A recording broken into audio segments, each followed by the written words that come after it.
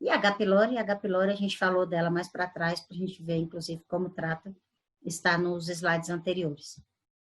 O quadro clínico da duodenite inclui sintomas inespecíficos, como a sensação de infartamento pós-prandial, após as refeições, náuseas, anorexia, que é a falta de apetite, soluços e desconforto abdominal.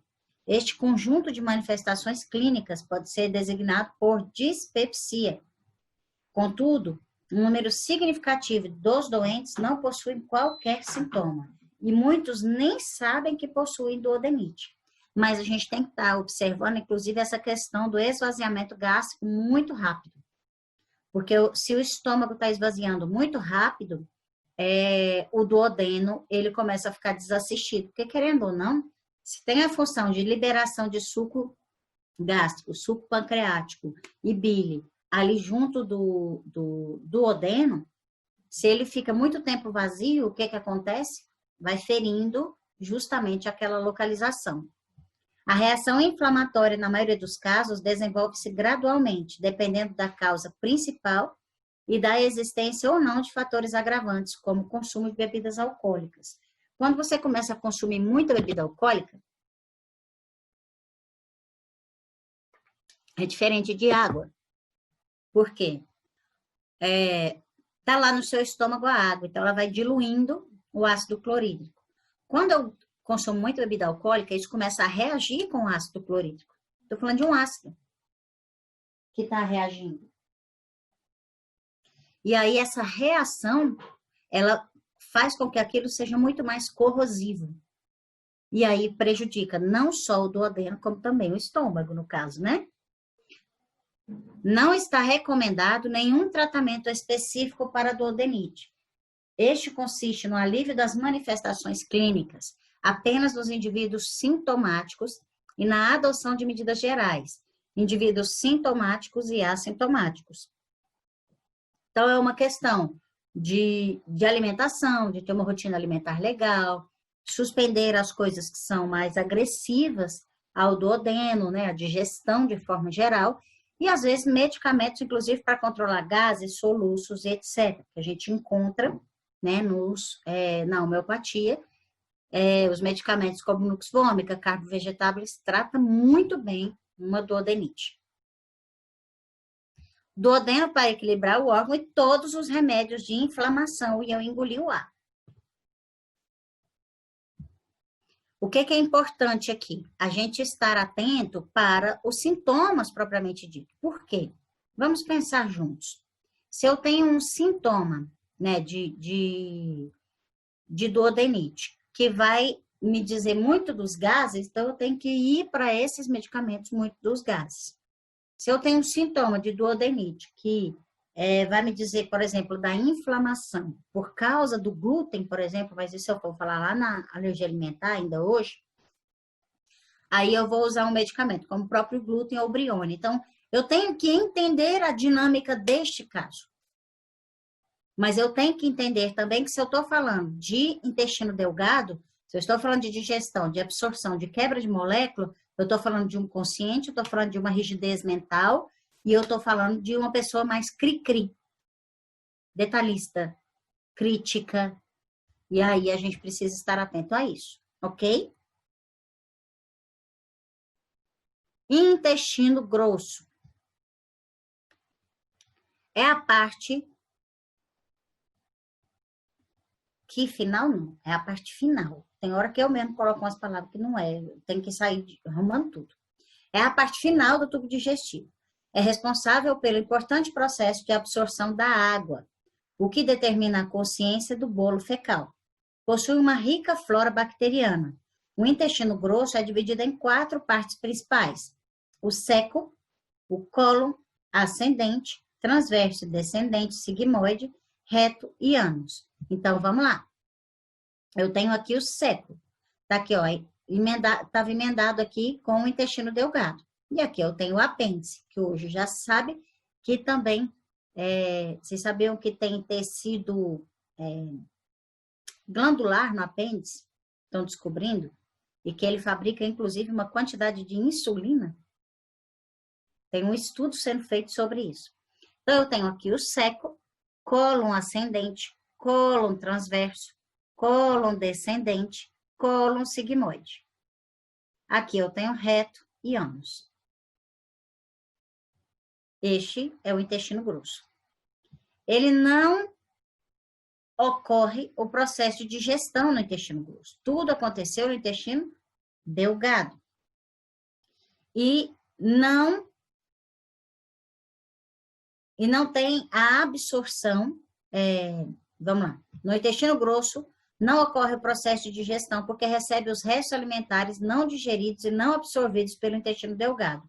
Suas funções são principalmente a absorção de água, absorção de restos de nutrientes aproveitáveis, eliminação das fezes, que são o resto indigerível do quilo que sofreu a ação de bactérias. Então, aqui no intestino, eu tenho principalmente a absorção de líquido e um ou outro nutriente que não foi absorvido. O restante é jogado fora. Então, é importante a gente entender isso. Por quê? Porque aqui eu tenho uma forma... o povo está me procurando, estou achando que é o povo da sala. Não é. Aqui no intestino grosso, eu tenho uma forma de absorção de líquido. O que acontece muitas vezes que a gente vai ter aqui no intestino grosso? Nós vamos falar do homeossoma dele. Mas nós vamos falar daqui a pouco de bolo fecal. E aí nós vamos ter problema, porque aí tem muita gente que sofre. É o povo onde ele fica enfesado. É aqui. É neste pedacinho. A prisão de ventre é do intestino grosso, onde ocorre a absorção de líquido.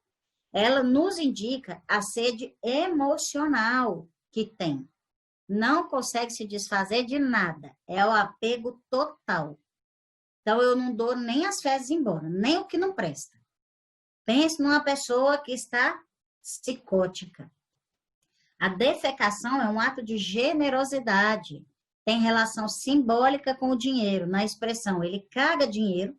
Lembramos dos contos de fada, que os animais defecam dinheiro. Quem não lembra do Alto da Compadecida? Que eles judiavam lá do gato e falavam assim, não, ele descome dinheiro. Não sei se vocês se lembram. Do Chicó e do... Como era o nome do outro, gente? João Grilo. Que arrumou lá o gato que descome dinheiro, que é de um conto de fadas, ou da galinha, que bota o ovo de ouro. Então, assim, tudo que tem a ver com colocar para fora, né? E aqui tem uma questão também das fezes, ele tem a ver com a generosidade. Então, é difícil nós termos pessoas muito generosas com prisão de ventre. Agora, nós temos pessoas que têm muito medo de perder com prisão de ventre. Olha como isso é importante a gente avaliar.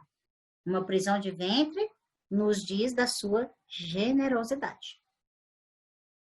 Quando alguém pisa em fezes de animais, diz que vai ganhar dinheiro.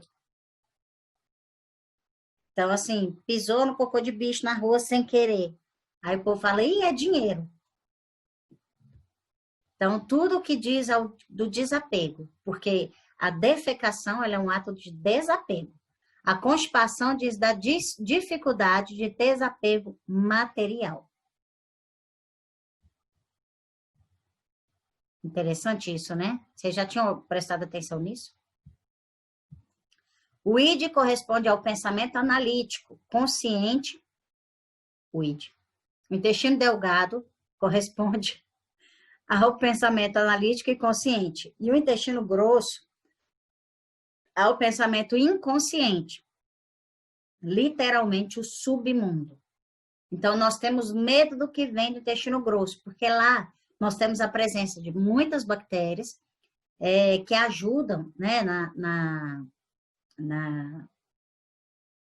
na digestão propriamente dita, e que faz a deteriorização desse quimo para que ele seja eliminado, seja absorvido o que presta, o que não presta é eliminado. O processo de fermentação e putrefação que ocorre no intestino grosso simboliza o nosso lado podre e sombrio. Aqui eu estou dizendo do meu inconsciente. Então, quando eu estou dizendo do intestino delgado, eu estou dizendo de consciente. Quando eu estou dizendo do intestino grosso, eu estou dizendo de inconsciente. Se você fala assim, eu estou com diarreia. O que você sente com essa diarreia? E aí você pode perguntar, a pessoa vai dizer que tem medo da diarreia. Mas você gosta da diarreia? Eles vão falar, não, eu tenho raiva dela. Então, você vai ver essas duas emoções presentes. E quando você olha da prisão de ventre, a pessoa ela tem medo, mas é um medo diferente. É um medo de não querer dar. É um medo de não querer jogar para fora. A inflamação do intestino grosso com muco nos diz de uma pessoa pegajosa, grudenta, que se disfarça de boazinha, mas tem um inconsciente inflamado. Eu já peguei vários casos assim. Quando a gente fala de síndrome do cólon irritável, eu estou falando de qual intestino? Nós estamos falando de intestino grosso. Porque cólon tem o intestino grosso. E essas pessoas, elas são assim mesmo. E geralmente são pessoas mais egoístas. Elas pensam primeiro nela. Ritmo intestinal. Considera-se... Gente, tá tranquilo? Vai, avisa aí. Tudo de boa? Pri, tá tudo bem? Angélica, Marcelo, Lauren, Pri, Melissa, tudo de boa? Dando para acompanhar o raciocínio?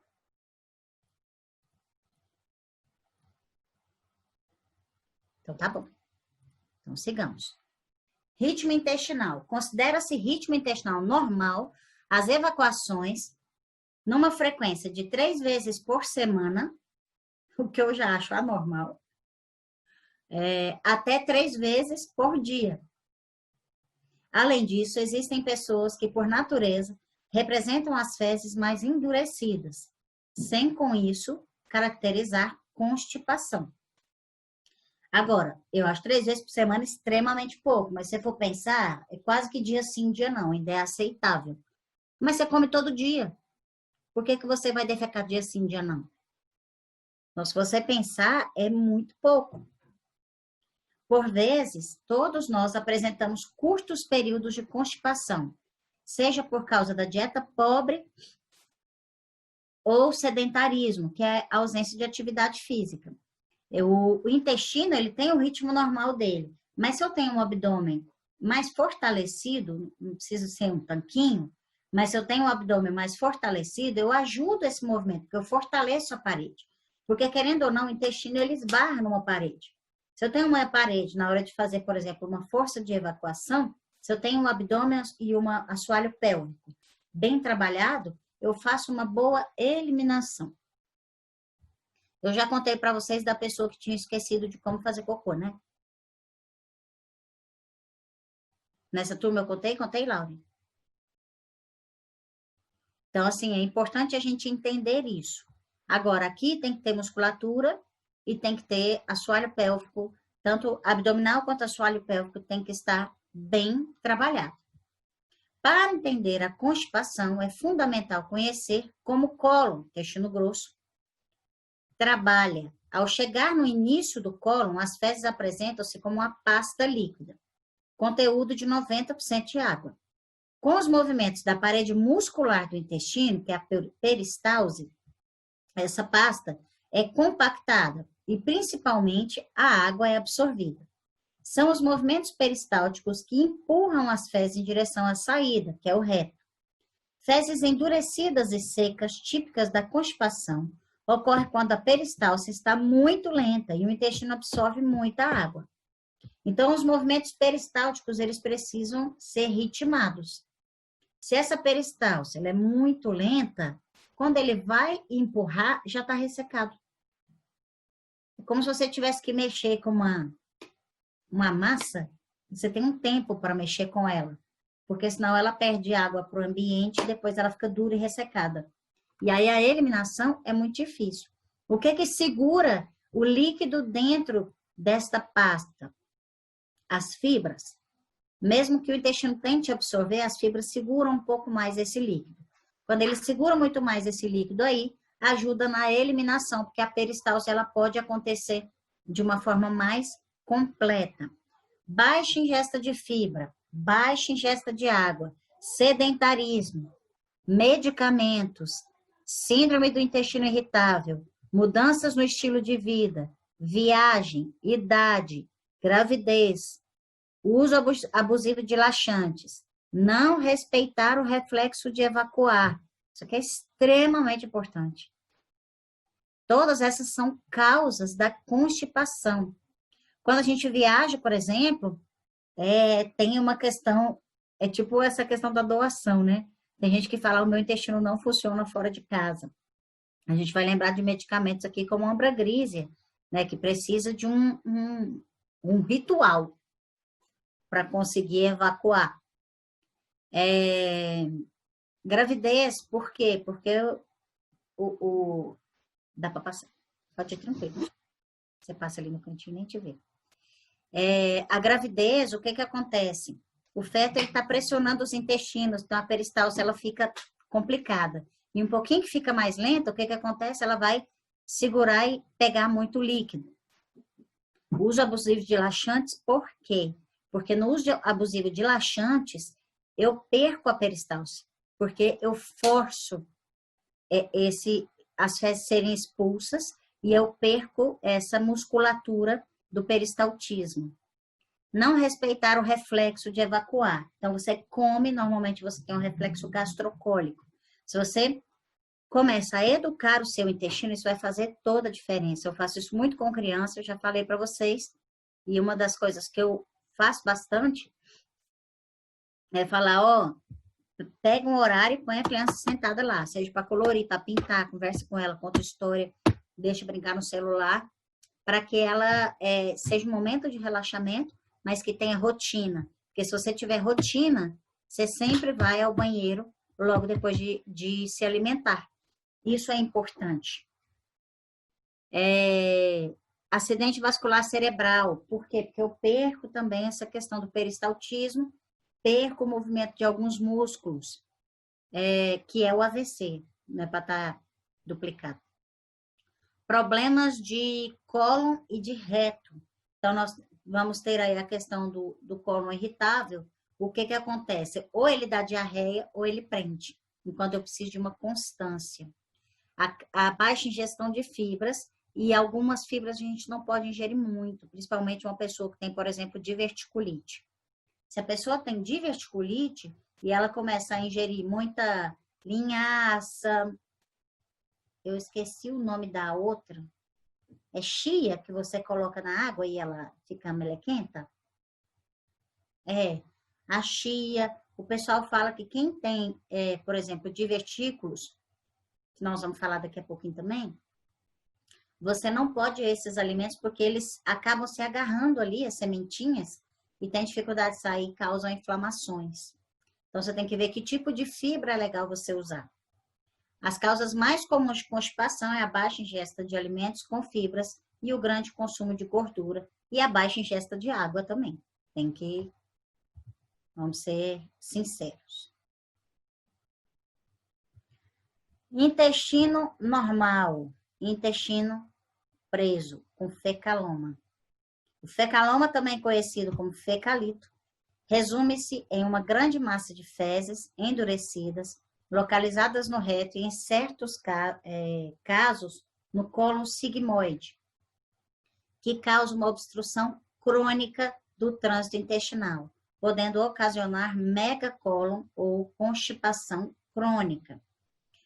Quando a pessoa ela começa a ter problemas de prisão de ventre, é altamente recomendado que a gente já comece a fazer a massagem, por exemplo, porque a massagem ela já vai ajudando o intestino a empurrar nesse peristaltismo, uma coisa de fora para dentro. Mas é bacana também trabalhar a musculatura abdominal. Tem pessoas que fazem isso aqui com muita facilidade. Tem animaizinhos também, né, Melissa? E aí, isso daqui, eu até achei, quando eu fui fazer o meu soma, eu fiquei procurando as coisas que eram menos feias para colocar nas imagens. Mas tinha de animais, assim, que só cirúrgico. Não tinha jeito. Porque é uma judiação. Constipação, homeossoma, ou remédios. Aloe, Alumina. Alumina é o primeiro, né? O alumina tem a secura e tem a paresia do reto, na verdade, de todo o intestino grosso. O alumina, o peristaltismo do intestino, ele é melhorado, porque o alumina não tem força de expulsão. O aloe, quando nenhum outro remédio funciona, já usei uma vez com um bebê de 4 meses com o intestino preso. Você acredita? A gente deu aloe e funcionou, o intestino dele voltou a funcionar. Briônia, sem vontade nenhuma de evacuar. Magnésia muriática, fezes em bolotas. Natro muriático, constipação obsessiva, sempre tem. Por quê? Porque o sal, ele resseca muito. Ele desidrata muito. Nux vômica, irregularidade de peristaltismo retal. Eu acho que hoje eu bebi pouca água e com a luz o tempo inteiro a cabeça tá meio mareada, assim. Nux vômica, irregularidade do peristaltismo retal. Ópio, paresia intestinal completa ou por medicamentos para dor. O pessoal às vezes faz cirurgia, tem dois problemas aí que paralisam o intestino e a gente pode ajudar, tanto com nux vômica quanto com o próprio ópio, que são os medicamentos para dor que é dado e as anestesias. Então pode fazer um polianestésico também. Nós vamos ver lá no detox, mas pode ser feito para ajudar. Aésculos com hemorroidas, pode falar. A gente, quando manda ópio, as farmácias têm? Tem. Já teve vez que eles mandaram não ópio para mim. Aí veio muipo, que é o contrário. Entendi. Então, se vier muipo, fica de boa. Tá bom. Aésculos quando tem hemorroidas junto, melhor para hemorroidas. Ambra grise, em pessoa idosa e acamada. Calcária carbônica sente melhor constipada. Por quê? Porque a calcária carbônica é altamente psicótica, gente. Ela não quer doar nada. Ela fica constipada, você vai perguntar, ela fala, não, eu tô bem, tô acostumada. E a gente tem um bocado de gente assim, não tem? Tem mais, gente. Cáustico consegue defecar em pé. Colinsônia, sensação de agulhas no reto. Hidrastes, constipação com falsas vontades de evacuar. Ignatia, não consegue evacuar em viagens. Lactodeflorato, muita emissão de urina enquanto defeca. Licopódium, falsas vontades ineficazes. Dispepsia flatulenta. Platina, pela mudança da alimentação, faz prisão de ventre. Plumbo metálico, com muitos espasmos. Ruta grave, fezes difíceis de sair. Cilícia, fezes em mola, que é aquelas fezes que vai saindo. Agora, na cilícia também, lembra, tem a questão da absorção, que precisa ser melhorada. Então, você vê fezes que a gente chama de lientéricas, com pedaços de alimentos não digeridos. O que é conseguir defecar em pé? A pessoa faz cocô andando? Não, ela é capaz, sei lá, se ela... você já foi em estrada, por exemplo? Vamos supor, tem uns vasos que não dá para encostar. E tem aqueles que é tipo só... É um negócio daquele material do vaso, de louça, só que é tipo um buraco. Então, assim, o cáustico, ele nem precisa abaixar. Década de 80. Isso. O cáustico, ele não precisa nem agachar para defecar. Ele não precisa daquela posição de índio. Em pé. Ele consegue fazer a força e expulsar em pé mesmo. E nós temos, hoje em dia, essa questão que a gente precisa zelar do intestino, da questão da posição. O nosso vaso sanitário, ele não favorece a expulsão das fezes. Aí você vai nessas lojas tipo Leroy e tal, agora tem um banquinho que você pode colocar na frente do vaso. Não é só para criança, não. Vocês já viram? Ele é um banquinho, tá aqui o vaso, aí tem um banquinho que vem e encaixa, ele encaixa perfeitamente para você colocar o pé. Para quê? Para você levantar a sua perna. Quando você senta e levanta a perna, você retifica a porção final do intestino, o reto e o ânus. Quando você retifica o reto e o ânus, você faz força, as fezes, elas deslizam melhor. Então, se você subir um pouquinho os pés, você vai ficar tipo na posição de cócoras, só que no vaso. Então, para quem tem dificuldade, retificar o ânus é uma boa saída. Só que o pessoal hoje tem o preconceito e tal, de falar assim, de cócoras, às vezes com criança quando quer defecar, pede a fralda. Tem uns que pedem a fralda e agacha. Aí ele fica na posição de cócoras, ele consegue.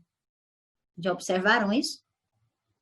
Então, às vezes, quando você faz, para você ajudar ele, o que você faz? Você põe um banquinho, aí ele acostuma com o vaso. Por quê? Porque ele vai levantar as perninhas. O levantar as pernas, você faz uma pressão externa e retifica o ânus. Isso é importante. Retocolite ulcerativa. A retocolite ulcerativa é uma inflamação que acomete o trato gastrointestinal, principalmente o intestino. Ela normalmente começa no reto e se expande para o cólon. Essa doença não tem uma cura bem estabelecida, mas existem diversos tratamentos para conviver com ela e levar uma vida normal. Então, tá aqui um colo normal, que ele parece uns gomos, né? E um colo todo inflamado com retocolite ulcerativa, porque ele vai fazendo pequenas úlceras e vai inflamando.